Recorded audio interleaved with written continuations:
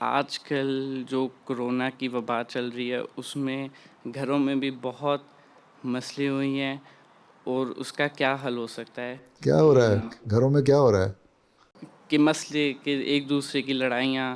بات یہ ہے اس کرونا کی وبا میں تو پھر اللہ تعالیٰ کی طرف جھکنا چاہیے نا. اگر یہ وبا ہے اور اللہ تعالیٰ کی طرف سے سزا ہے تو تب بھی آپس میں محبت پیار قائم ہونا چاہیے، اور اللہ تعالیٰ سے معافی اور توبہ مانگنی چاہیے. آپس میں صلح صفائی کی فضا پیدا کرنی چاہیے کہ اللہ تعالیٰ اس ابتلا کو ہمارے سے دور کر دے، وبا کو دور کر دے. اور اگر یہ کوئی امتحان ہے تو تب بھی اللہ سے دعا کرنی چاہیے اللہ تعالیٰ ہمیں اس امتحان میں کامیاب کر دے، اور اس میں آپس میں محبت اور پیار پیدا ہو. اللہ تعالیٰ کہتا ہے کہ ایک دوسرے کا خیال رکھو. حضرت مسیح علیہ السلام نے فرمایا کہ اللہ تعالیٰ جو ہے حقوق العباد کی طرف بہت توجہ دلاتا ہے. اللہ تعالیٰ بعض دفعہ اپنا حق جو ہے وہ معاف کر دیتا ہے، چھوڑ دیتا ہے، لیکن بندوں کا حق اگر تم ادا نہیں کرتے تو وہ معاف نہیں کرتا.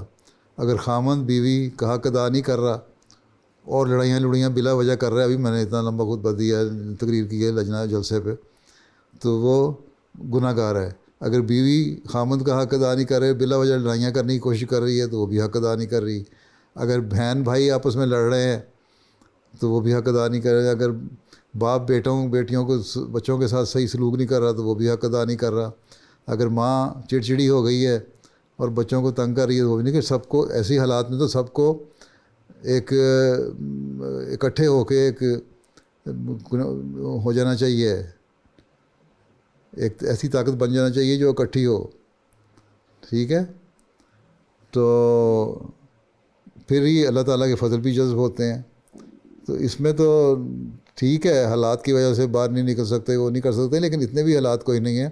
تم لوگ کون سی پابندی کرتے ہو سارے گھر والے؟ کرونا کی وجہ سے کام میں ذرا سی تھوڑی سی اوپر نیچے ہو گیا، لیکن بازاروں میں بھی نکل جاتے ہو، سڑکوں میں بھی پھر رہے ہوتے ہو، پارکوں میں بھی چلے جاتے ہو ہیں.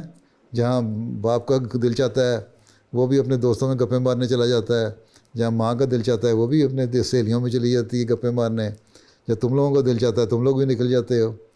تو اتنی تو پابندی کوئی نہیں ہے کہ کر رہے تم لوگ 100% پابندی کر رہے ہوتے ہیں تو وہ یہ وبا پہلے ختم ہو جاتی. ہاں بعض ریسٹرکشنز کی وجہ سے بعض دفعہ نفسیاتی اثر ہو جاتے ہیں، لیکن اس کا طریقہ یہی ہے کہ اللہ تعالیٰ سے دعا کرو کہ اللہ تعالیٰ اس ریسٹرکشن کو دور کرے اور اس بیماری کو دور کرے اور ریسٹرکشنز ختم ہو جائیں، اور اللہ تعالیٰ ہم سب پہ فضل فرمائے. تو یہ تو دعاؤں کی طرف توجہ کی ضرورت ہے. ٹھیک ہے، اور یہ ریئلائز کرنے کی ضرورت ہے کہ ہم نے ایک دوسرے کے حق کس طرح ادا کرنے ہیں. ٹھیک، وہ کرو گے تو سب گھر میں سکون اور ماحول ہوگا.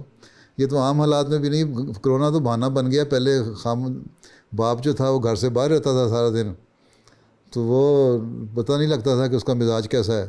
اب وہ کیوں گھر میں رہتا ہے، اس لیے اس کی سختیاں بچوں کو بھی جھیلنی پڑتی ہیں، بیوی کو بھی. اس لیے تم کہتے ہو ابا نے ایسا کر دیا، ابا نے ایسا کر دیا، یا اماں چڑچڑی ہو گئی ہیں. پہلے تم لوگ بھی باہر گھومتے رہتے تھے، اب تم لوگ بھی ذرا کم باہر گھومتے ہو، لیکن گھومتے ہو یہ مجھے پتہ ہے نا. چلو جی، بس دعا کیا کرو جزاک کہ اللہ اللہ. تعالیٰ اس کو چل دے. آمین.